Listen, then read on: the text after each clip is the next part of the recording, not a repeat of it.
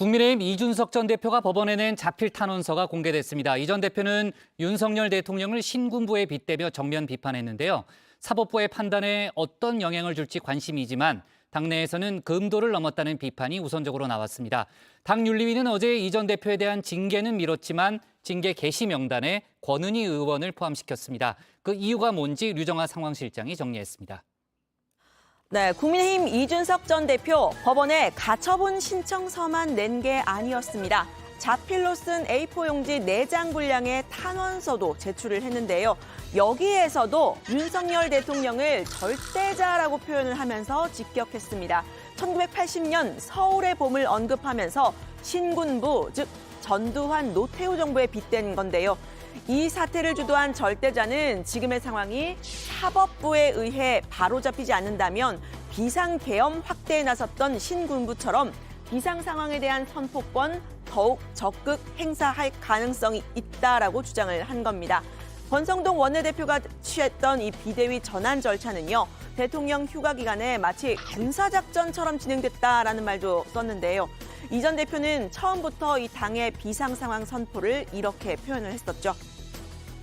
권력을 지키기 위해 군인들이 계엄을 확대하고 자신들과 뜻이 다른 정치 지도자들에게 사법적 살인을 하고 급기야는 총구를 국민에게까지 겨누는 아픔이 모두 의도된 비상사태 선언에서 나왔습니다.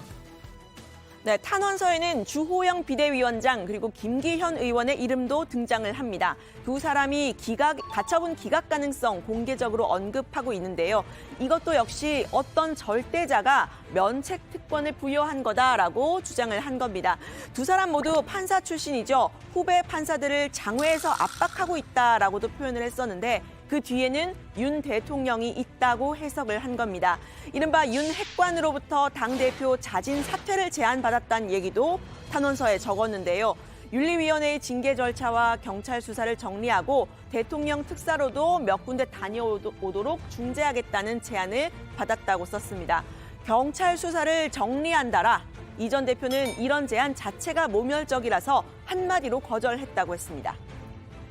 저는 이런 지하에 거절했습니다. 지금 상황에서 이런 것들을 협의한다는 것 자체가 오해를 사기 딱 좋고 네. 기본적으로 신뢰관계가 없기 때문에 네, 감정이 담긴 표현도 있었습니다. 대통령과 기득권 주류에게 정치적 압박을 받지 않는 자유로운 여당을 만드는 건 계란으로 바위를 치는 것에 비견이 된다라면서 사법부가 바로잡아달라고 호소한 겁니다. 이 전 대표의 자필 탄원서 알려진 대로 이렇게 악필이었지만요. 거의 수정 없이 이 긴 글을 써내려갔습니다. 저는 정치를 하면 덩어리의 크고 작음에 따라 줄을 서는 것이 아니라 신념과 원칙을 지킨 사람이 이기는 결말을 맞이하고 싶습니다. 저도 정치를 하면서 언젠가는 현실과의 타협이나 좋은 게 좋은 것이라는 생각을 더 받아들일지 모르겠습니다만 그날이 오늘은 아닙니다. 네, 대통령실은 탄원서에 대한 특별한 입장을 밝히지는 않았는데요. 주호영 비대위원장은 윤 대통령이 아니라 이 전 대표가 독재자가 된 것 같다고 비판했습니다. 당 내부에서도 금도를 넘어섰다 이런 반응들이 나왔는데요. 이 전 대표는 여권의 반응을 담은 기사를 페이스북에 공유를 하면서 셀프 유출, 셀프 격앙이라고 깎아내렸습니다. 이 탄원서를 공개한 건 본인이 아니라 당이었다는 겁니다. 도 넘었다 격앙 기사 내려고 법원에 낸 자필 편지를 유출하고 셀프 격앙까지 하는군요. 열람용이라고 뒤에 나오는 거 보면 확실하네요. 그리고 위아래에 누가 열람했는지는 이미지 크롭해서 잘라냈고 셀프 유출 후에 셀프 격앙, 중간에는 셀프 쿨척. 네, 탄원서를 받아본 법원이 가처분 신청 어떻게 판단할지 더 궁금해지는데요. 사건을 담당하는 서울 남부지법은 다음 주 이후에 결정이 날 예정이라고 밝혔습니다. 지난주에 이어서 이번 주에도 결정을 미룬 건데요.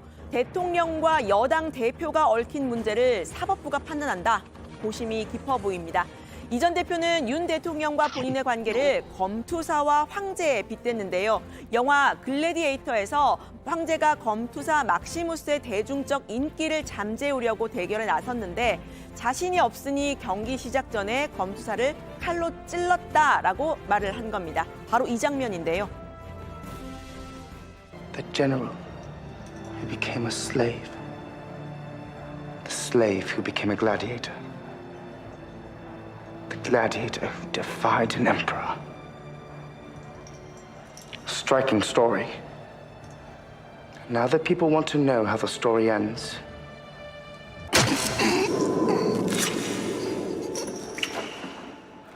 네, 이 전 대표는 스스로를 황제에 맞서는 영웅 검투사에 빗댔지만요. 연일 이 전 대표를 찌르고 있는 사람도 있습니다. 장해찬 청년재단 이사장인데요. 장 이사장은 이 전 대표를 향해서 피해자 코스프레 하지 말라고 했습니다. 말 한마디 한마디가 기사가 되고 방송에 나갈 수 있고 그런 점으로 충분히 혜택을 받은 우리가 이 희생자, 피해자 코스프레 안 했으면 좋겠다라는 말씀을 좀 드리고 싶었던 거예요. 네, 장 이사장은 이른바 윤 핵관을 대신해서 최근 이 전 대표와 이 핵관과의 전면전을 치르고 있죠. 이 핵관을 향해서는 엄카 정치인이다 이런 표현을 오늘 썼는데요. 엄카는 엄마 카드의 준말입니다. 사회생활 경험이 없는 한가한 청년들이라는 뜻을 담은 여의도 두시 청년이라고 표현을 했던 건 순화된 표현이었다면서 이 핵관들을 한층 독한 말로 비판한 겁니다. 자기가 땀 흘려서 번 네. 돈으로 우리 국가에 세금을 내고 기여하면서 그 와중에 느낀 여러 가지 고충들을 가지고 정치를 해야 되는 게 저는 건전한 청년 정치의 모델이라고 생각하는데 엄카로 정치하는 일종의 문화가 과연 이 동년대 청년들의 공감을 살 수 있는가? 네, 이렇게 출구가 없어 보이는 당내 갈등, 윤석열 대통령이 다시 한번 품으면서 해결될 가능성 있을까요? 관련 소식은 들어가서 이야기를 해보고요. 국민의힘은 연일 말폭탄을 터뜨리는 이 전 대표를 한 번 더 징계할 수 있다 이야기가 나왔지만요. 어제 윤리위에서는 논의가 되지 않았다고 합니다. 다만 이 전 대표를 겨냥한 듯한 경고 발언 또 나왔습니다. 이준석 당원 등에 대한 신고권에 대해 오늘은 논의하지 않기로 하였습니다.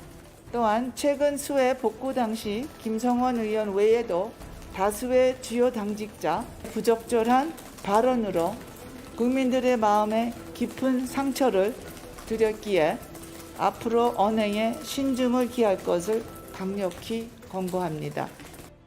네, 이 위원장의 이 오늘은 논의하지 않기로 했다라는 표현이요. 곧 논의를 할 가능성이 있다는 뜻으로 좀 들리죠.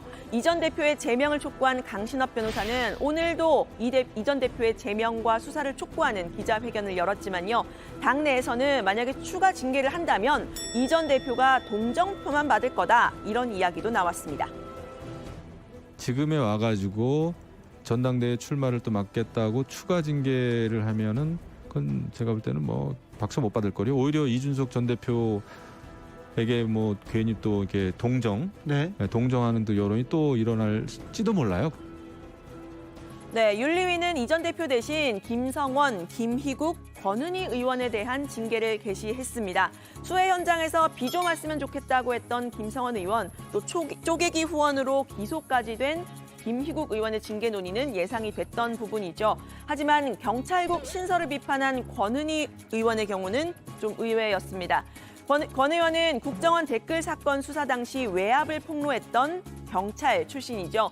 윤석열 정부의 경찰국 신설을 비판하고 이상민 행정안전부 장관의 탄핵을 주장했습니다. 민주당과 궤를 같이 하는 주장인데요.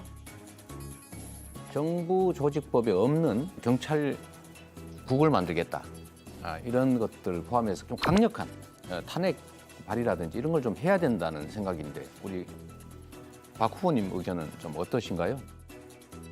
네, 권 의원은 국민의당과 국민의힘이 합당하면서 국민의힘에 속하게 됐지만요. 원하지 않는다, 제명해달라 이런 뜻을 여러 차례 밝혔었죠. 하지만 의원총회에서 불허가 됐습니다. 권 의원은 징계를 하더라도 경찰국 신설은 위법 사항이라면서 뜻을 굽힐 생각이 없다는 점을 분명히 했는데요. 이 권 의원에 대한 징계, 당론과 다른 의견을 냈다는 이유로 민주당에서 징계를 받았던 금태섭 전 의원의 사례와 거의 유사해 보입니다. 검찰 출신인 금 전 의원은 민주당의 공수처 설치 당론에 여러 차례 반대 의견을 냈고 또 결국 본회의에서 기권 표결을 했었는데요.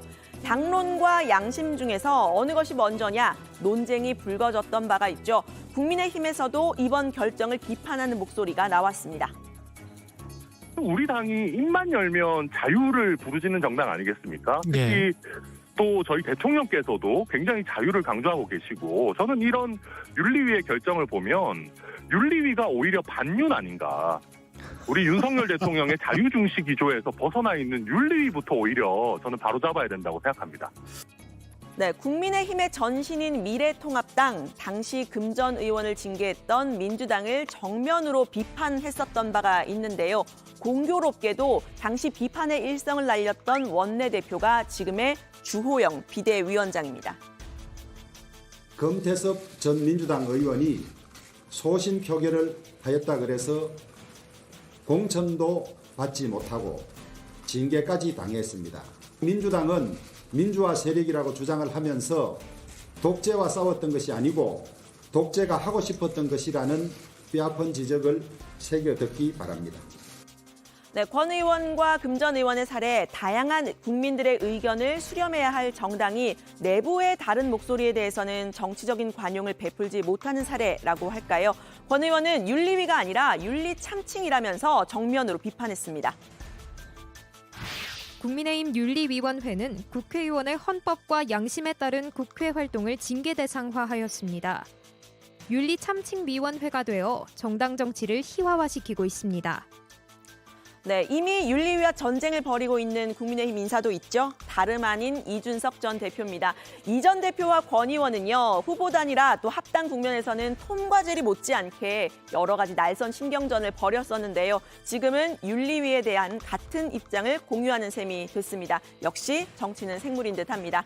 네, 이준석 전 대표가 정식으로 법원을 향해서 윤석열 대통령을 강하게 비판한 사실이 알려지면서 논란이 커지고 있는데요. 가처분 신청 결과도 또 이 갈등의 끝도 어떻게 될지 궁금해집니다. 오늘 발제는 이렇게 정리합니다. 이준석 전 대표, 탄원서에 윤석열 대통령은 신군부, 이 전 대표와 권은희 의원 같이 윤리위에서 징계받는 사이